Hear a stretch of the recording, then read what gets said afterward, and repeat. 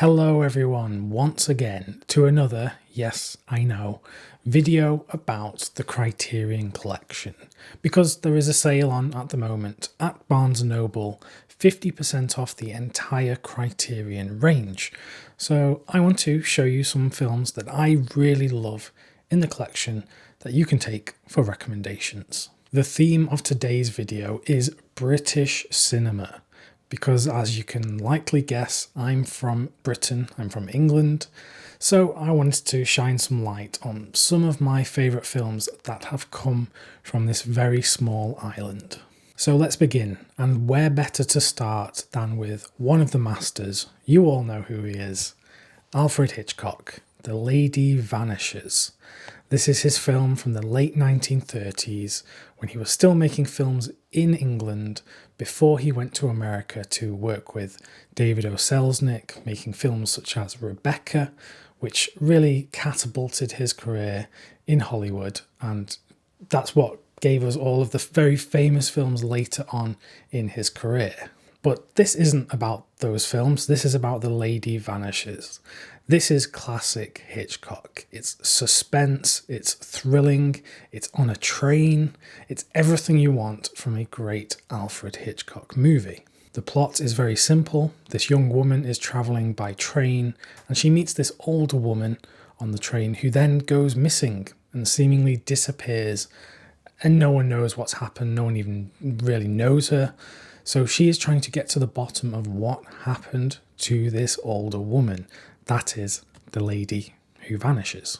It's a very entertaining film, joyful, not too dark, and it does go into some quite bizarre places towards the end, which I really enjoy.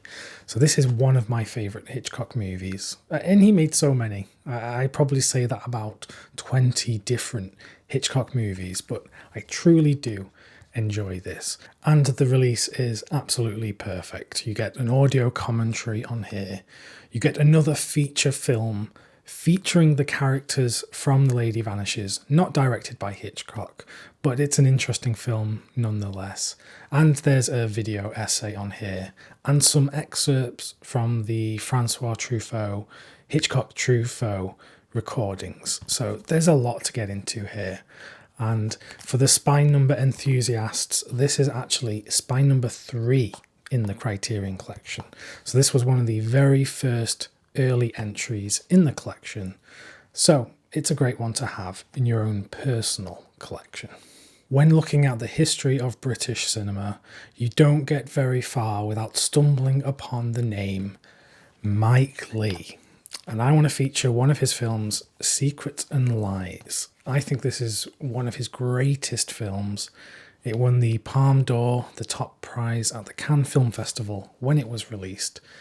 And it's so rewatchable. I've watched this quite a number of times now, and I keep getting more new things from it each time I watch it. The story follows this young woman played by Marianne Jean-Baptiste who is searching for her birth mother who she has never met before, and she unexpectedly finds the birth mother to be the character played by Brenda Blethyn. And this is the central crux of the story because Marianne Jean-Baptiste's character is a young black woman, whereas Brenda Blethyn's character is an older white woman. There's that disconnect there, which opens up a lot of conversation about race and class within British society, which is something that Mike Leigh is very good at tackling in his films. There is a lot of tension in the film, and the drama is played out beautifully by everyone involved. Mike Leigh has a very particular process in terms of how he makes his films. He casts all of the actors and then they have this lengthy, almost rehearsal process where they actually develop the script as they are rehearsing and developing the characters. So when it comes to filming the film, everyone knows exactly who they are playing, how they would react to certain things. It's very improvisational. That is why it has this feeling of being very true to life, and I would be surprised if this film doesn't resonate with you, at least to some degree. There is a bunch of conversations with the various people involved in the production, in the special features, and an old interview with Mike Leigh at the time of the film's release. So a lot to sink your teeth into. If you're not familiar with Mike Leigh, this is a great entry point. Now, I couldn't talk about British cinema without mentioning a particular duo of filmmakers who have made many, many of my favourite films of all time.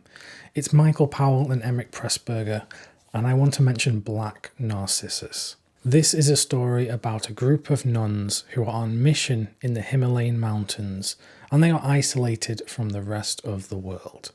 So it really gets into the psychology of being isolated, questioning one's own faiths and morals, and it's a real look into the sisterhood and all of the temptations that arise, which may lead to some of them questioning their own sanity. It's a very interesting story, one that is aided in many ways by the direction from the film directors, but also the set design and the costumes, the use of matte paintings to create these incredible vistas that wouldn't have been possible at the time because there were no, computer generated images.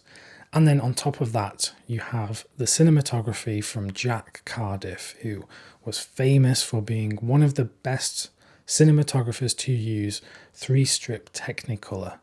And the film looks absolutely beautiful. One of the best colour films from the period, for sure. The Criterion disc has a bunch of extras to delve into, but one in particular that I'll mention is the brilliant audio commentary between Michael Powell and Martin Scorsese. Now, Scorsese actually works a lot with Michael Powell's wife, Thelma, because she is the film editor on many of Scorsese's movies, and she's a big part as to why they flow so well. So it's a great conversation, definitely worth picking up the disc to have a listen to. Next up, I have the film Shallow Grave from local lad Danny Boyle, who is from Manchester. He's probably one of the bigger filmmakers, along with Mike Leigh, actually, who is from the area. So we have quite a famous history in terms of film directors from this city, so that's a good thing. But anyway, Shallow Grave is a darkly comic thriller, very much in the Hitchcock style in terms of suspense and perhaps terror, and it's brilliantly played by all of the actors involved. And I just think it's one of the best quirky, I think it was independently made when it came out, but yeah, it's one of the best films of recent decades to come from this country. The Criterion disc is a great one to own because there are actually 2 audio commentaries on here, one with Danny Boyle and then the other with screenwriter John Hodges and producer Andrew MacDonald. So there's a lot to listen to here, and the film is absolutely excellent when you revisit it multiple times. Shallow Grave was actually the first film from Danny Boyle, so it's great to see, the real talent that was on display here that would show, where he would go on to later in his career. So another great British film in the Criterion Collection. Another name that you might hear talked about a lot when you look at British film history is that of James Ivory, or the Merchant Ivory Productions. There is one in the Criterion Collection that I really want to talk about. It is Howard's End. Now, I realise actually mentioning Howard's End now, this disc is currently out of print, so you won't find it in a Barnes & Noble store at 50% off unless you're very lucky, because it did go out of print some years ago now. But I want to highlight the film anyway, and I sincerely hope that it re-enters the collection in the future. We have seen that actually happen with a number of out-of-print titles where they've been out of print for years, and then they get reacquired by Criterion and they re-release them, some of them even on 4K discs. So we might end up seeing Howard's End on a 4K Blu-ray one day. Who knows? The reason I want to highlight this film is because Merchant Ivory was so great at adapting classic novels, but really capturing the essence about what made them great novels. I think a lot of period picture adaptations nowadays really lack what made the original novel so great, and that's why many of them can fall flat. A lot of modern productions, such as, historical period dramas, really are drawing upon what James Ivory and the Merchant Ivory productions did back then. You have brilliant performances from Emma Thompson and Anthony Hopkins, who were also in Remains of the Day from James Ivory, and Vanessa Redgrave is in here as well. Brilliant performances, a beautiful looking film, and a real great depiction of classic British living. So these were 5 recommendations for British films that I really love within the Criterion Collection. If you'd like more recommendations, just click the video that's presented to you on screen now, and I'm sure you'll find many more films to add to your watch list. Thanks very much for watching, and I'll see you soon.